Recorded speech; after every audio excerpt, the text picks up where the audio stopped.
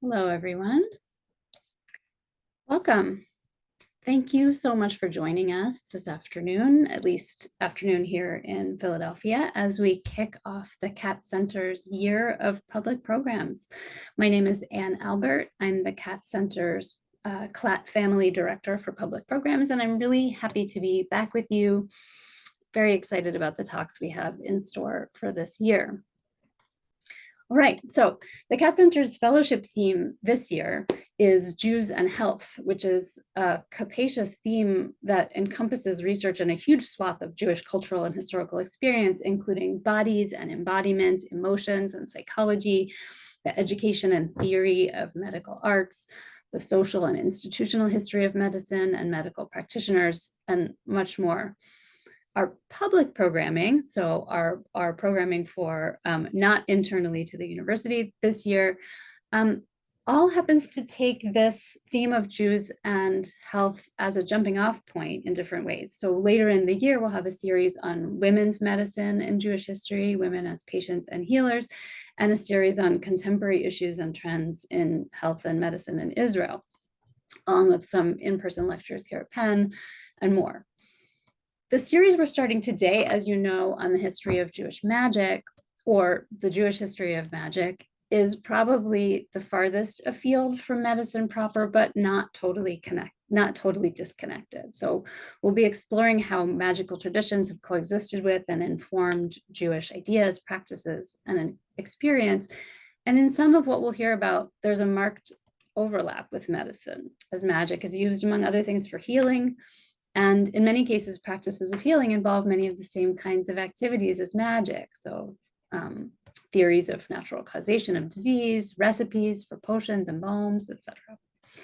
So we'll get to all that. For now, today, we're treated to an expansive overview that I hope will set the stage for some of the later talks that will delve into very particular areas in this history and help us to begin to think about why and how to study magic in the context of Jewish history.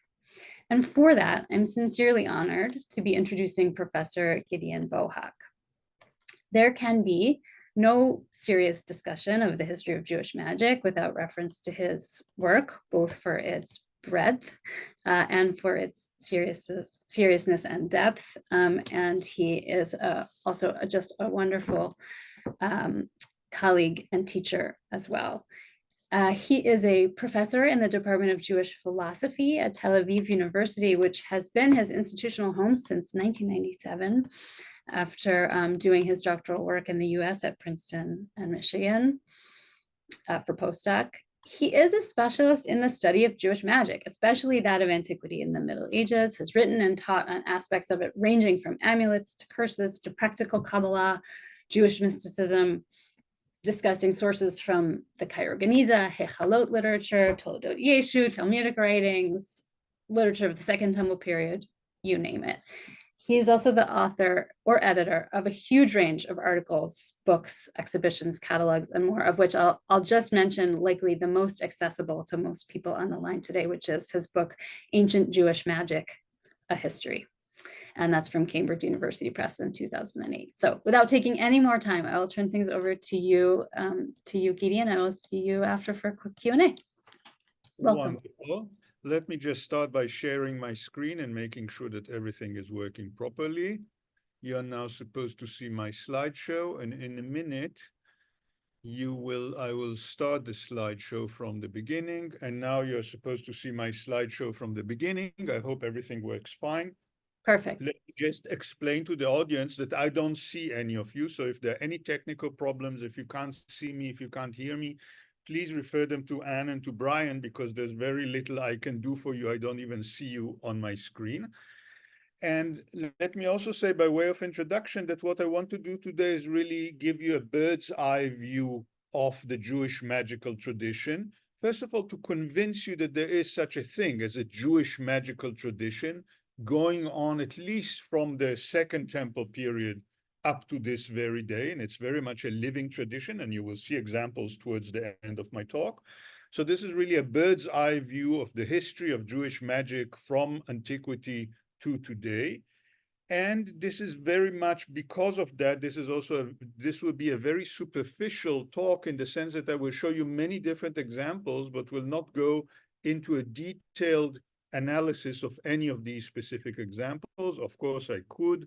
Any of these topics could be the topic of an hour-long lecture, but I really wanted to give it a little bit like in a restaurant where you have a tasting menu, where you get, 20 different portions, each of them very little. And in a restaurant, you're supposed to leave the restaurant satisfied. And, if you say, I'm hungry at the end, it's actually an insult to the restaurant.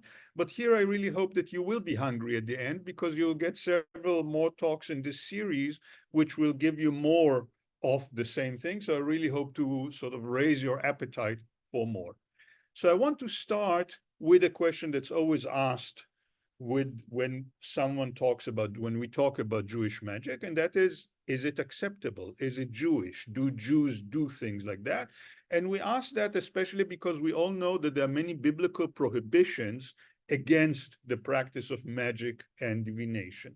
And what I want to show you very quickly, very briefly, is that on the one hand, these prohibitions are not really clear. It's not really clear what is prohibited.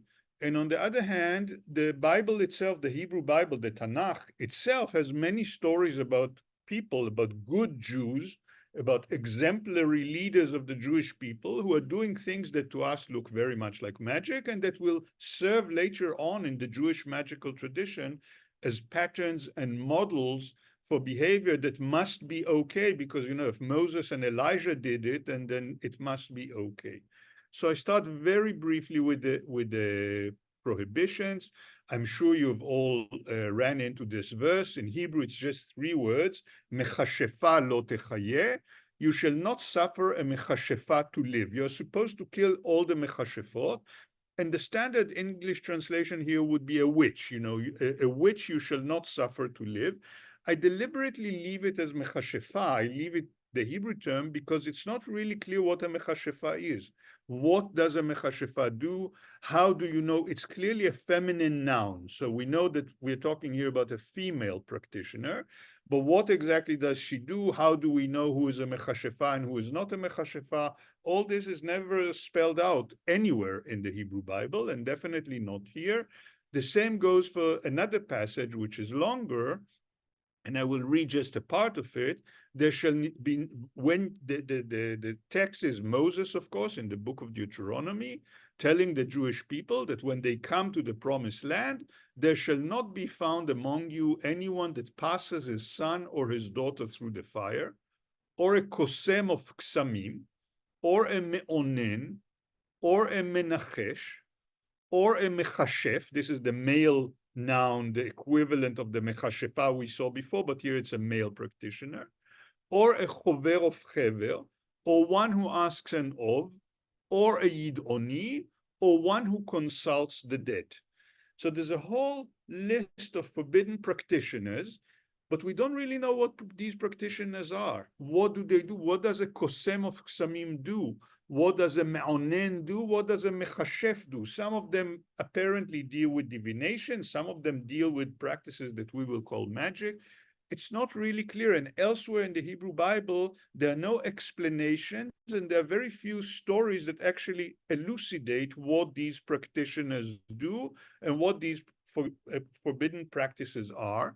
One famous example we'll see in a minute is the ov. You see here one who asks an ov, and an ov apparently, or a Baal ov apparently is a necromancer, and we'll see that in a minute.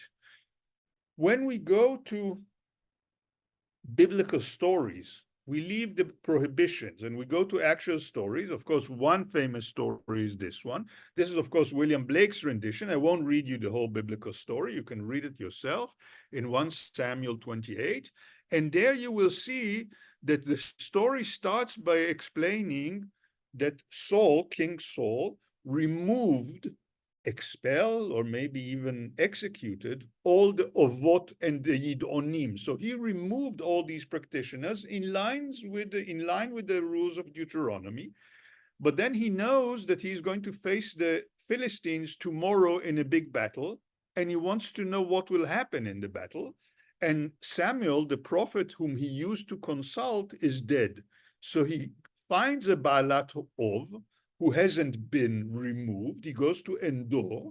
He finds this Baalat Ov, you see her here on the right, and he asks her to raise the ghost of Samuel from the dead. This is Samuel in the middle. And one of the things Samuel tells Saul, and William Blake got this wonderfully well, he says to him, Machar ata uvanecha imi. Tomorrow you and your 3 sons will be with me in the underworld. That's why he's pointing downwards. You know, tomorrow I'm down there, you just raised me up, and I'm very angry at that. And tomorrow you're all going to be down there with me. So this is one example of a biblical story that tells us that, you know, all these practices are forbidden. But when King Saul badly needs an answer to a question, he goes to one of these practitioners. So you see one model, okay, forbidden, but necessary, but needed. People really need the advice of these specialists, especially since the biblical story tells us that Saul tried all the legitimate modes of divination, and they didn't work. So that's why he decided to go to this female necromancer. There are, of course, many other stories where biblical figures perform things that to us would seem like magic, and probably in antiquity already were seen like magic. This is, you know, from the famous film by Cecil B. DeMille, The 10 Commandments. This is Charlton Heston as Moses. And you know the scene, of course, the Egyptian wizards, and they are called Khartoumim and Mechashfim, so they're called wizards and magicians, and they turn their staffs into serpents, and then Moses and Aaron can do exactly the same thing, except that their serpent swallows the serpent of the Egyptian wizard. So anything the Egyptians can do, we can do better. Does that mean that Moses and Aaron are magicians performing magic? Of course, from the biblical perspective, the answer is no, because what they do is a miracle. What the Egyptians do is magic, and what the good guys, the Israelites, Moses and Aaron do is religion, is miracle. But of course, from my perspective, as a historian of magic, the practices are exactly the same. So why distinguish, why call one practice, when one person does it, we call it magic. When another person does it, we call it a miracle. I would call both of them magic and ask what makes the Bible so happy when people like Moses and Aaron, who are certainly, you know, wonderful figures in the Bible, when they perform exactly the same thing as the Egyptian wizards do. Why is the Bible so happy? Why is it gloating over these achievements? Another example, slightly more complicated, I won't go into this, is the story of Elisha, one of the biblical prophets. And you remember he performed many miracles. And one of them was when he's going up from Jericho to Bethel, and a group of children were making fun of him and saying, Ale kereach, up you go, Baldy, up you go, Baldy. You see his bald hair, so balding hair. So they made fun of him. And then the story says, the biblical story says, Vayifen, he turned around, Vayekalelem b'shem Adonai, and he cursed them by the explicit name, by the name Jehovah, by the Tetragrammaton. And then 2 bears came out of the forest and wounded 42 children. So again, he does things, and elsewhere in the Bible, by the way, it's very explicit that you shouldn't say the name of the Tetragrammaton, the explicit name. But Elisha does it, and it's effective. And this is another thing that is very important to remember. The Bible never doubts the efficacy of magic. In all these stories and many other stories in the Hebrew Bible, it's very clear that magic works. It is supposedly forbidden, but then many of the good figures in the Hebrew Bible do it. And as I said before, this will serve as a model for later periods. Now, so far I was talking about the biblical prohibitions and the biblical stories. But what about actual magic in this period, in the period of the Hebrew Bible, actual Jewish magic? Here, we actually have very little evidence. We have some amulets and some other magic objects. All of them look very much like Egyptian or even Mesopotamian magical objects. So it's not really clear what the Jews or the Israelites are using. The only example is two amulets that we have from Jerusalem, where you have the priestly blessing from the book of Numbers. I won't go into this, but there are only two silver amulets. You see here the image of one of them in a transcription. They're written still in the Paleo-Hebrew script. So in the script the Jews were using before the Babylonian exile. And this is basically the only real evidence we have for Jewish magical artifacts from the first temple period. So from the period before the destruction of the Jerusalem temple in the 6th century BCE. Some scholars, by the way, say that this is a little bit later from that. So it might even be from the very beginning of the second temple period. And this is the evidence we have. Unfortunately, I would love to have more, but we don't. Remember also, the Jewish society gets more and more literate as time goes on. More and more people know how to write, and more texts get written down, more and more objects get inscribed. And if they get inscribed on durable writing surfaces, like silver in this case, then there's some chance that they will survive, and we will find them in archaeological excavations, as happened in this case. I move to a later period, to the Second Temple period. And there we have far more evidence. There we also have many more literary descriptions of Jewish magical practices. I'm going to show you just one. I'm showing you one example from Josephus, Josephus Flavius, Yosef ben Matityahu, Josephus Flavius, the Jewish priest, aristocrat, soldier, who was one of the commanders of the great Jewish revolt against Rome, then turned himself into the Roman hands, was a Roman captive basically, but eventually became a Roman citizen, and sat in Rome for 30 years and wrote about Jewish history, various books. I won't go into all of this, but one of the things he does is he rehearses ancient Jewish history for a non-Jewish audience. And one of the figures he describes, of course, he goes, sequentially from the book of Genesis onwards. And when he gets to Solomon, he adds this very interesting passage that I will read to you. And God granted to Solomon, knowledge of the art used against demons for the benefit and healing of men. And he composed incantations by which illnesses are relieved, and left behind modes of exorcisms by which the possessed drive out the demons so that they would never return. So all this Solomon did, and he did it in written form. This is at least what Josephus is convinced, 1,000 years after Solomon. And this kind of healing is of very great power among us to this very day. And now he will give you an example. For I have seen myself a certain Elazar, a fellow Jew, who in the presence of Vespasian, the future emperor, his sons, also future emperors, Titus and Domitian, military tribunes, and a multitude of soldiers, was releasing demon-possessed persons of the demons. And this was the mode of healing. He would bring to the nose of the demoniac, the demon-possessed person, the ring which had under its seal one of the roots prescribed by Solomon. And then as the man smelled it, Elazar would draw out the demon through his nostrils, through the nostrils of the man who is a demoniac. And when the man at once fell down, Elazar adjured the demon never to return, while mentioning Solomon's name and reciting the incantations which he, Solomon, had composed.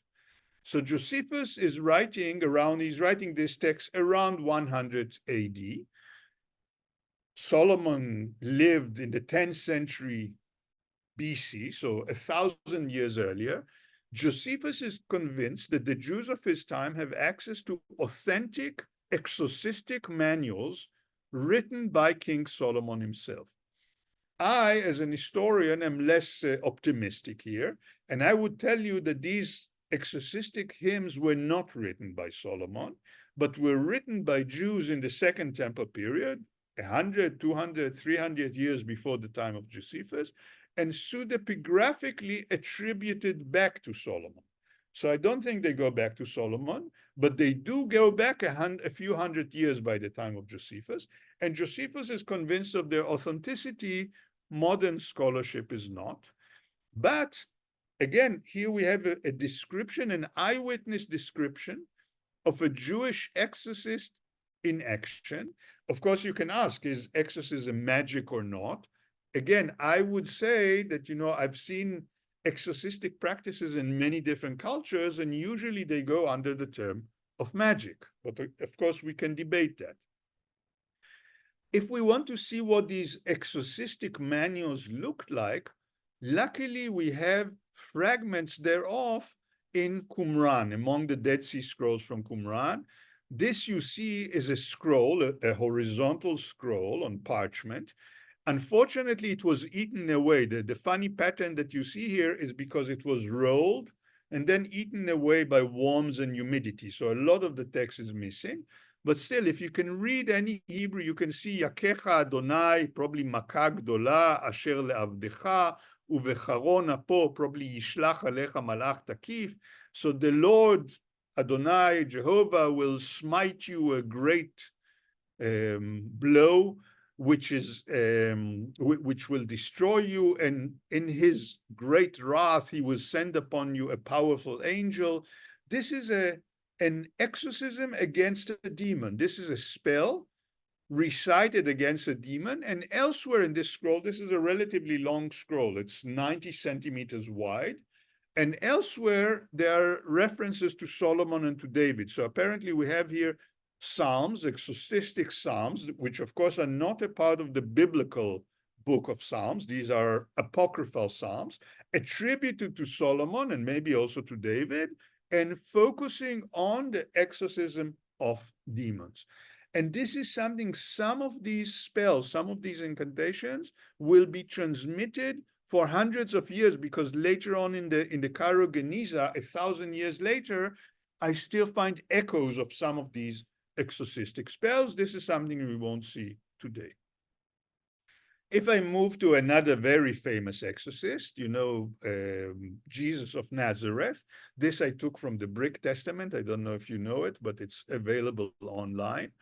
And of course, one of the things that Jesus does is he walks around, especially the Galilee, and he exorcises many, many, many demons. Now, I won't go here into the whole issue of, Jesus of Nazareth and the birth of Christianity and all that. I will just say that the exorcisms conducted by Jesus fit very nicely. They fit very well into what we know about exorcism in the Jewish world at the time. This clearly was something that the Jews were doing right and left. Of course, there were different techniques and different implications of each technique, and there's a big debate already in Antiquity whether Jesus was a magician or not. Again, this is not a talk about ancient Christianity, so I'm just showing it to you, but we won't go into greater details here. If I move to a later period, to the period after the destruction of the Second Temple, I start getting more and more evidence. I'm showing you one small amulet, very small. You see the measurement yard below is just 2 centimeters. So you see this is like 3 centimeters by 2 centimeters, a little bit more than an inch, and this is maybe 2 inches. The size at the most. And this is a gold leaf on which someone wrote Shema Yisrael Adonai Eloheinu Adonai Echad. So hear, O Israel, the famous biblical verse, written in Greek letters and found in the tomb of a small child in Austria. You see from the fold lines that it was clearly rolled, and it was clearly meant to be used as an amulet. And we have many more amulets like that from the 4th, 5th, 6th century CE or AD. I'm showing you, for example, one from Sepphoris in the Galilee in Israel. And here the text says, an amulet for a fever, for a great fever that burns and does not stop. There are various magic signs here. I won't go into them, but we'll see more of them later on. And you'll see more of them in this lecture series because they're all over the place. They're called characteres, or characters. It's the Greek word. And you see, so this is an amulet against fever written in Aramaic, a very simple amulet. There are also many more elaborate amulets.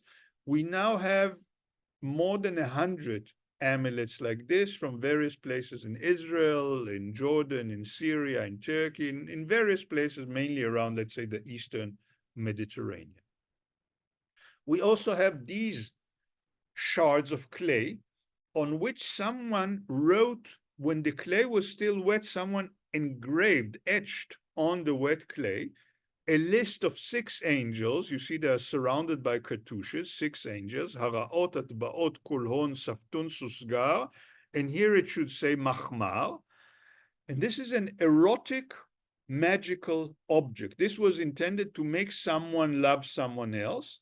And the logic was, and the text here should have said, and parts of it is preserved, it says, just as these shards burn in the fire, so may the heart of so-and-so burn in love after so-and-so, with specific names. The reason why I know all this, and the reason why I know, for example, what is the missing name here, is because copies of the recipe according to which this was produced by some professional magician or some expert in making people love each other. So the recipe this person used kept on being copied. I will later on show you one copy of it, but there are more than 12 different copies from different periods of the recipe, according to which this was produced around the 6th century CE. So if you want to see the continuity of the Jewish magical tradition, this is an excellent example. And remember, we will return to it in a minute. If I move from the Eastern Mediterranean to Mesopotamia, you know, there were, at this time, this is the period, I'm now talking about the period that sometimes goes under the name the Rabbinic period or the Mishnaic and Talmudic periods. And this is a period when there were 2 big centers of Jewish cultural activity, one in Israel or in Palestine, which was under Roman Byzantine occupation, and one in Mesopotamia, which was under Sasanian Persian occupation. And there we don't get these metal amulets, but we get many, many, many of these clay bowls on which Jews wrote in Aramaic and some Hebrew many spells, especially spells against demons and witchcraft. And in some bowls, in about 20% of the bowls, the spell is also accompanied by images, usually images of bound demons. So this is the image of a demon. He's encircled by a circle, and his legs are bound. You see it here. And in this image, you see, or in this set of images, you see even more examples of these demons. They take many, many different forms and shapes. It's a really wonderful topic. If you're interested and you know Hebrew, there's a wonderful book by Naama Vilozhny on the iconography of these bowls. We are now preparing an English version of that book, so eventually it will also be available in English. And she really covers very systematically the whole iconography of demons in these incantation bowls. Again, if I had an hour just for this talk, I would show you 100 different images and we could discuss all the different forms that Jews at this time and place imagine what demons look like. So there are many different forms. Even in this small selection, you can see many, many different types of demons, and there are clearly many more. Again, I'm just giving you a tasting, not a whole talk about this. I want to show you something else, and that is that the material I'm showing you is not just, sometimes people say, okay, this is popular religion. This is, the ignorant masses, all kinds of explanations like this for the proliferation of Jewish magical texts and practices. I really don't like this expression or this kind of explanation, because I see the practices I'm studying at the very heart of normative Judaism. And I will show you just one example from the Babylonian Talmud, the most important text produced by Rabbinic Judaism, and one of the most, or perhaps even the most important text up to this very day, the text that's studied in every yeshiva. And this text is full of magical recipes and magical beliefs. I'm just going to show you one. Abaye also said, Abaye is one of the great sages of the Babylonian Talmud, and here he gives several recipes that were given to him by his mother or his foster mother. And he says, mother told me for a daily fever, and I skip one recipe.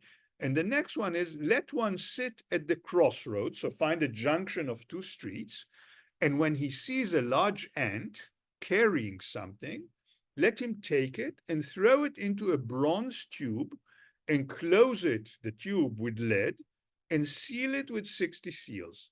Let him shake it, shake the tube, lift it up, and say to it, your burden shall be upon me, and my burden shall be upon you.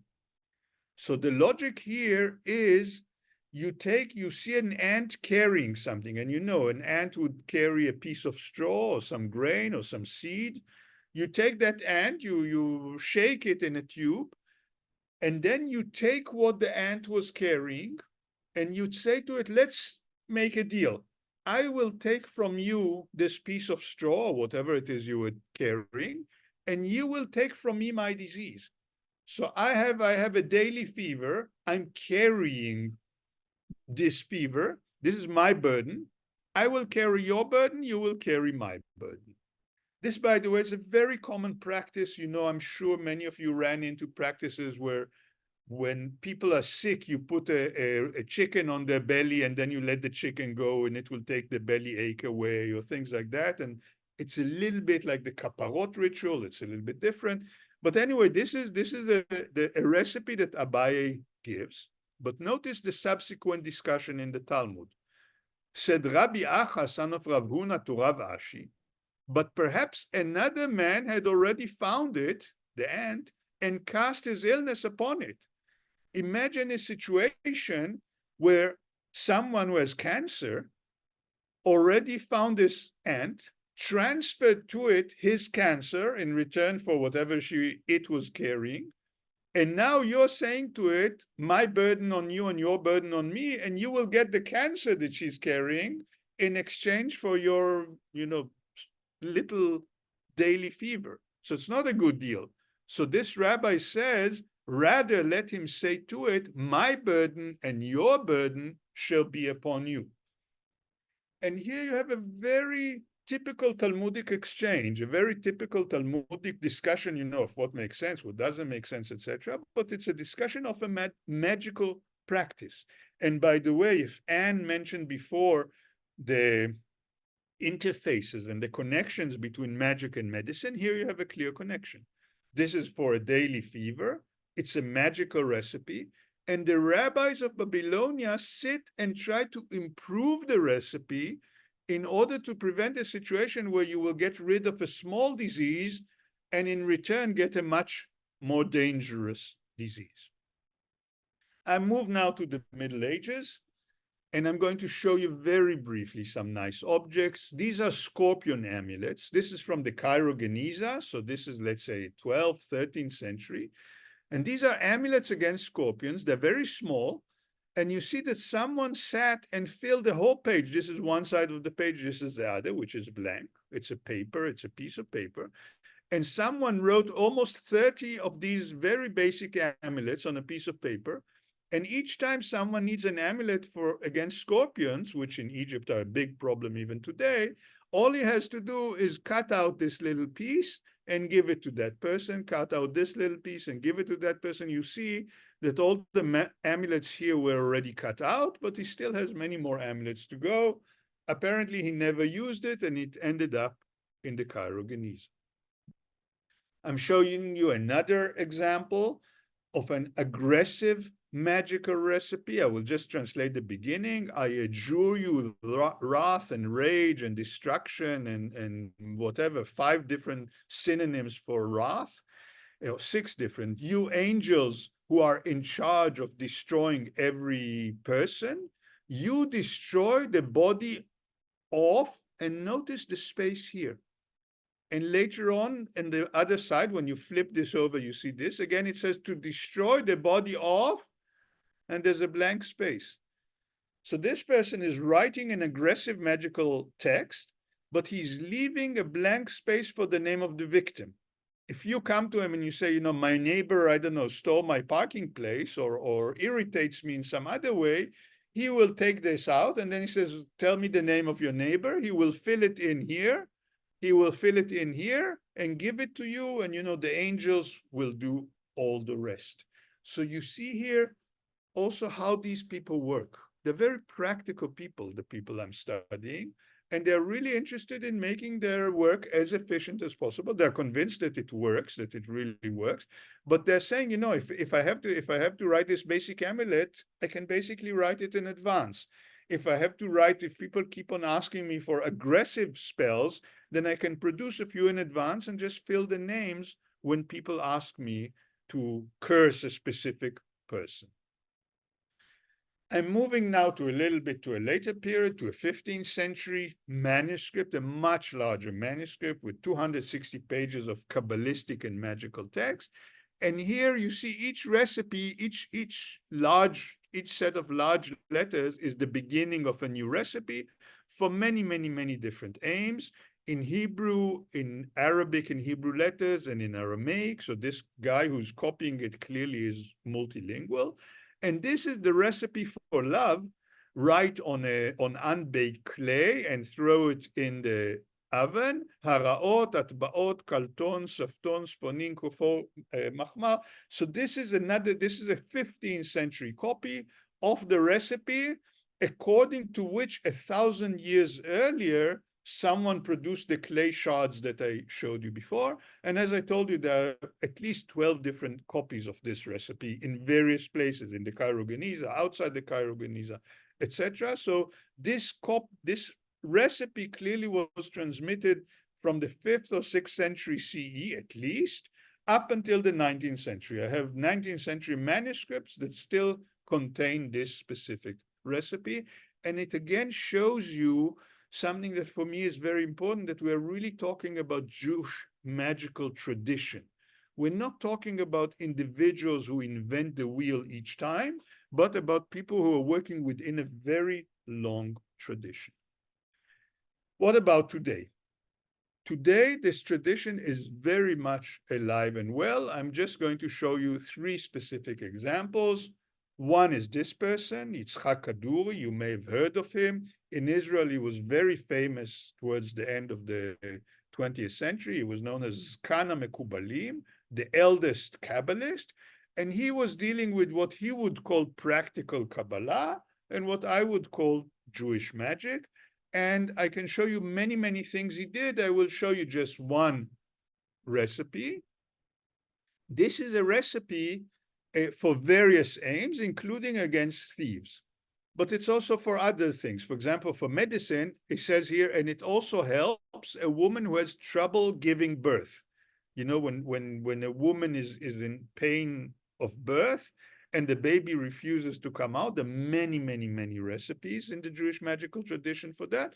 So this square, this special square is good for several things: to stop a thief from breaking into your house, for a pregnant woman who has trouble giving birth, for a woman who was bound in the sense that he's impotent, so another medical use.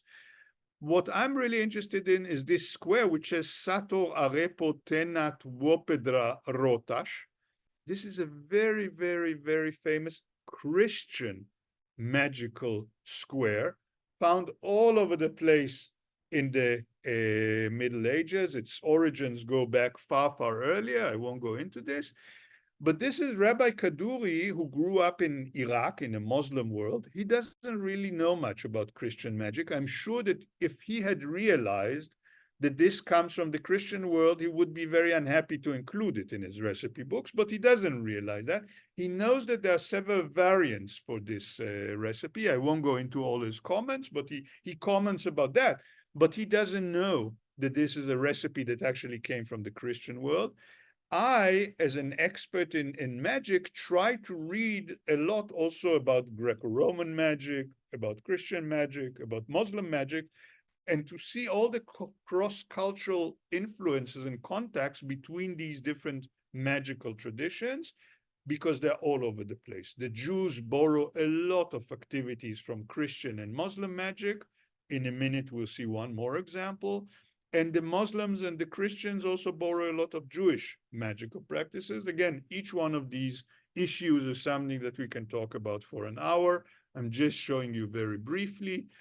This is Kaduri's notebooks, where he kept a record of every person who ever came to seek his help and what problems they have.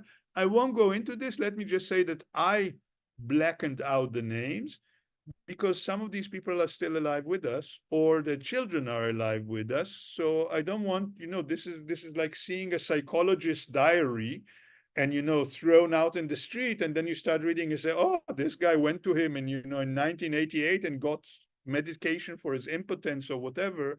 These are very private things. They're really detailed descriptions of people's problems, why they came to him, sometimes also what he did. One of the things he likes to do is to do a lot of geomantic calculations. So these signs are for a specific method of divination.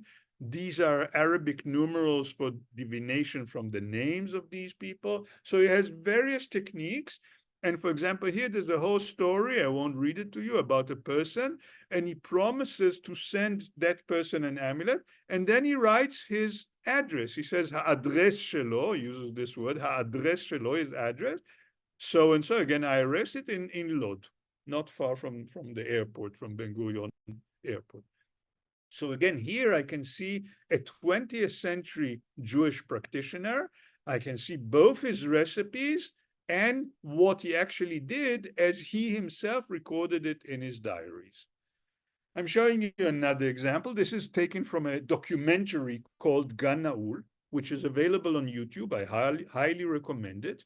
And one of the scenes in that documentary is of a Moroccan Kabbalist who is performing a ritual, a fully Muslim ritual called istinzal. And istinzal really means, etymologically, it means bringing down. It's for bringing down demons and interviewing them.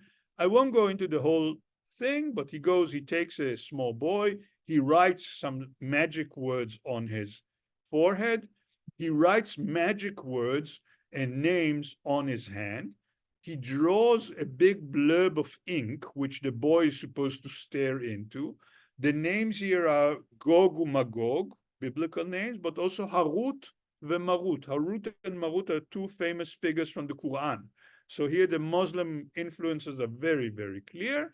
And he tells the boy to stare at the ink stain on his finger and to summon the demons and to tell the practitioner, to tell the Kabbalist what he's seeing.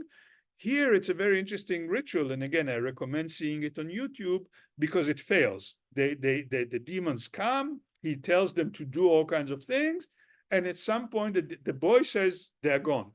They refuse to come back, and then the Kabbalist says, poof, it didn't work, So they're very much willing to accept the fact that it doesn't always work. My last example is this. These are pictures that I took myself in Jerusalem, in a small cemetery in Jerusalem, but I've been shown objects like this in many Jewish cemeteries all over the world.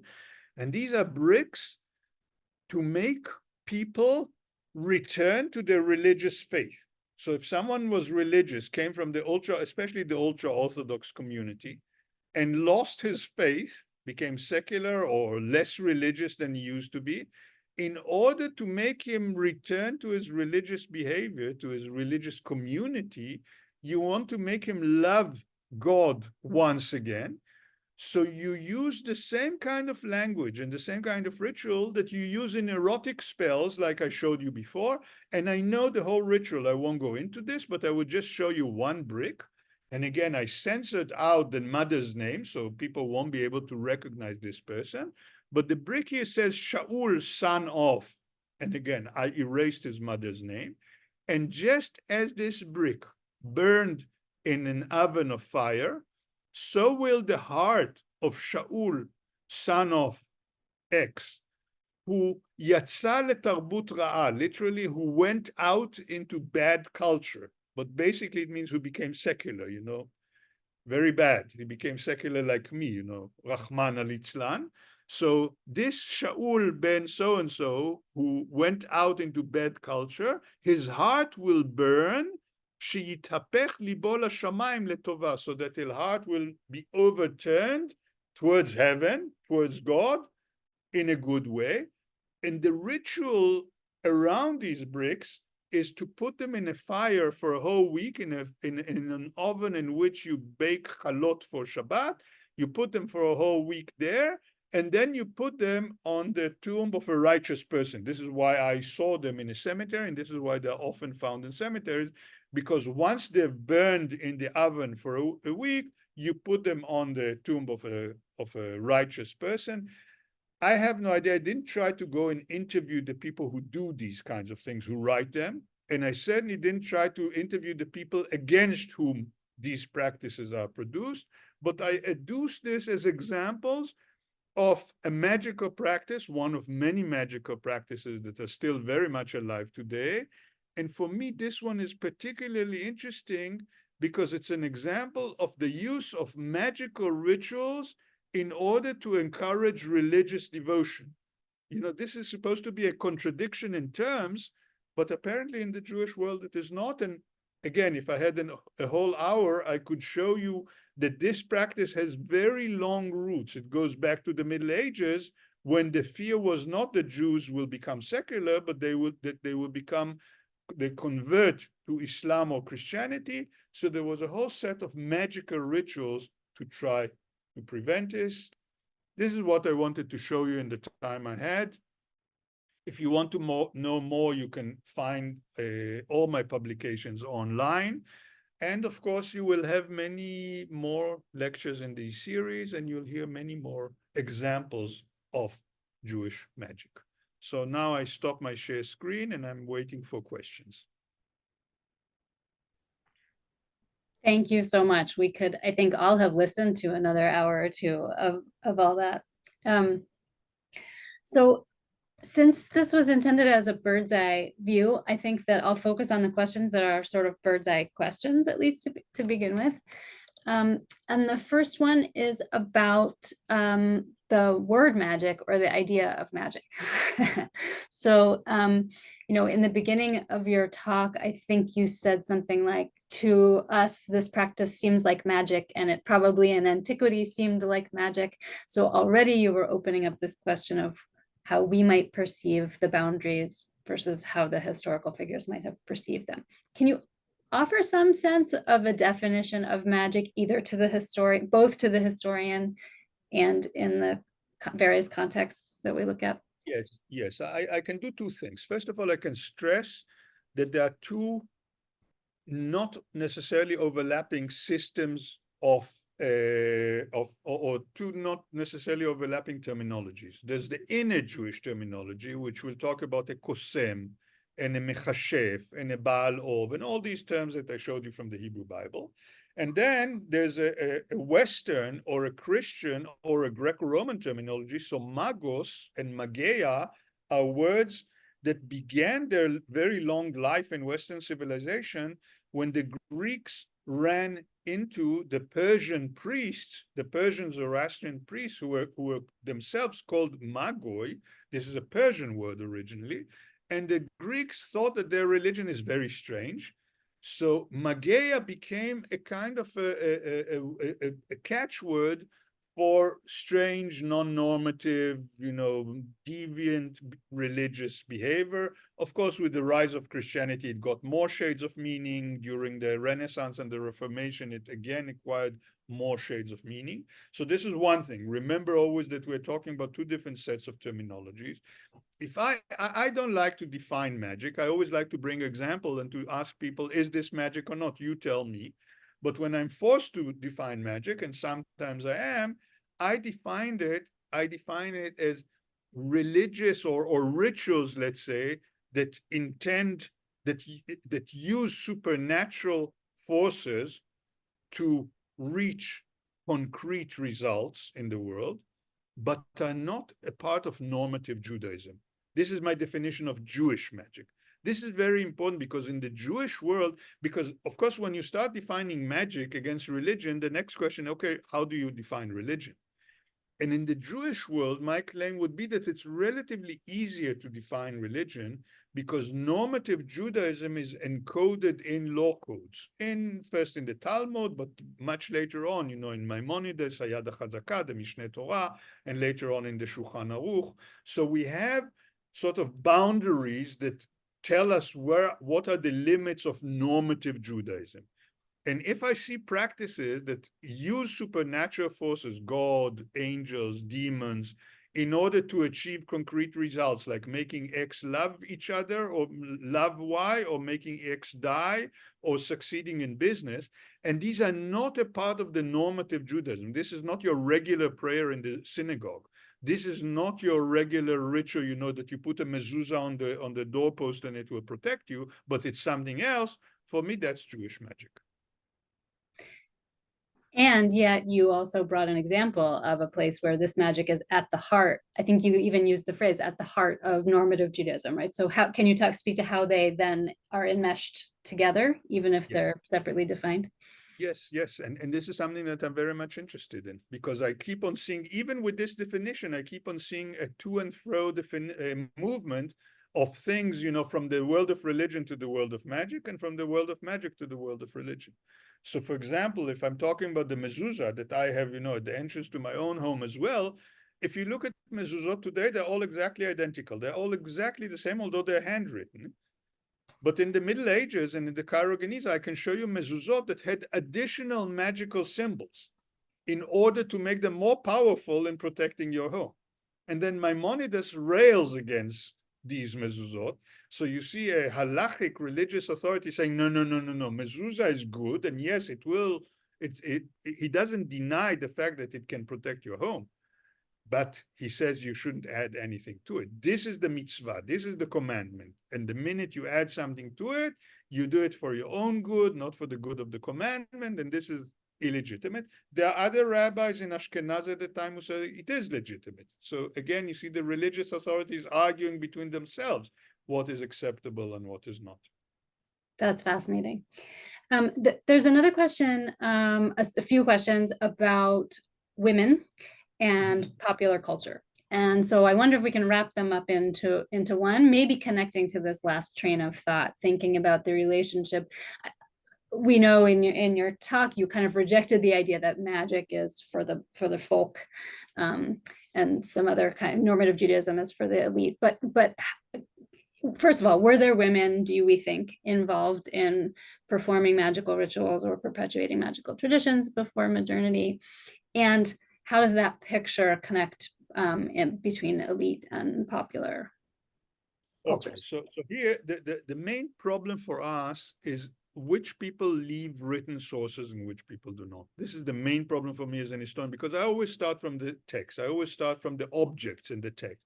So for example, the bowls, there are scholars, female scholars, feminist scholars, who believe that some bowls were written by women. To my mind, unfortunately, the arguments are not convincing. So does it mean that no women wrote any of the bowls? No, it doesn't mean that. I have no way of showing who wrote the bowls. But since literacy was mostly a male domain, it makes more sense that men were writing them. But again, this is just a matter of statistics. If you ask about clients, then, I can show you in the Cairo Genizah amulets for women. I can show you again amulets for easy birth, for pregnancy. I can show you many, many bowls that were for female clients. So there's no doubt at all. With practitioners, it's more complicated. But remember, even in the examples I showed you, Amar Abaye, Amra li em. Abaye says, my mother or my foster mother, because another story says that his mother died when he was born. So apparently it's his foster mother or his wet nurse. And he says, she gave me all this knowledge. And he quotes many magical recipes on her behalf.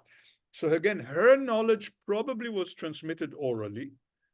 But he, the rabbi, the man, records it in his Talmud, in our Talmud, so that's why I know it. But here I believe him that this is really a woman who told him, so she must have been an expert in these things. And many of the things she teaches him are things that a woman, a midwife, for example, would know. How to wrap babies when they are born, all kinds of things like that. So again, it makes a lot of sense that this would be something that women would even specialize in. And then the especially rabbis also do. if the kitchen is the sphere of, Yeah, yeah, yeah, well, yeah. The kitchen and knowledge that passes from mother to daughter and from one wetness to another, etc., etc. So there's no doubt that there would be domains where women would be more active. But of course, the big paradox is that when you look at the stereotypes in the male Jewish literature, they will always say, yes, women do magic. And then when you look at the objects, you have a feeling that it's mostly men who are doing that. So it's like there's a big dissonance here between the discourse of magic and the actual practice of magic. and what remains to us. Yeah. And what remains to us, yes. Of course, I would love to go back, in a time tunnel and see what people were actually doing. I can't do that. We are basically out of time. I wonder if you'll indulge us in maybe one more question. Trying to stay in the clouds, as it were. There are a lot of very specific questions about a lot of things, and I'm sorry we can't address them all. But the last set of questions that I think are kind of meta have to do with the Jewish magic versus other traditions of magic, right? So you talked about there being definitely a tradition, a Jewish magical tradition, also about there being cross-semination. Do you have a sense that the Jewish tradition is unique or different, or at least separate? Or are we really kind of talking about a kind of soup of magic across history that Jews ate? No, it is separate, and in some issues it is unique. I'll give you just one example. Jewish culture, from the rabbis onwards, puts a lot of emphasis on learning and memorization. The number of magical spells to enhance memory and intellectual acuity in the Jewish magical tradition is far, far larger than what you find in the Muslim or the Christian magical traditions. So clearly there are things that are of greater interest to Jews. There are also techniques that are more in Jewish. For example, when you look at, first of all, some of the angelology of the Christian and the Muslim magical traditions come from the Jewish world. You find the angel Metatron in Muslim magical texts, for example. But also some, for example, this obsession with sacred names. There's a name of 42 letters and a name of 72 letters and a million permutations of names. And these names, sometimes you find them afterwards copied in medieval Christian manuscripts, names that we know come from the Jewish world. So clearly this is something that, the Jews are more interested in, at least in some periods, are more interested in that or specialize in that. Of course, remember what I showed you about exorcisms and Jesus. Jesus was a Jew, so he was, practicing exorcism just like many other Jews of the time. In Christianity, this remains a very strong tradition to this very day. And if you've seen the film The Exorcist from 1973 and you know all its aftermath, then it's very much, the Catholic Church has courses for professional exorcists, for priests who will become exorcists. In the Jewish world, this was transformed into something else, into the belief in the Dibuk. You will hear more about this from Jeffrey Hayes. So it's a different thing, but basically it's transformations of the same kernels. So you get different historical trajectories in different religious traditions. So certainly it's not one big soup where everyone is doing the same things, but all the time there's a lot of cross-fertilization. Thank you. This is fantastic. Again, I do wish we had 5 episodes with you. This is so helpful, and I think it has made everybody hungry for more talks in this series. So I want to thank you so much for being with us. My pleasure. Yeah, thank you. And thank everybody for coming. Encourage you to come back for the future talks, and everybody have a great day and week.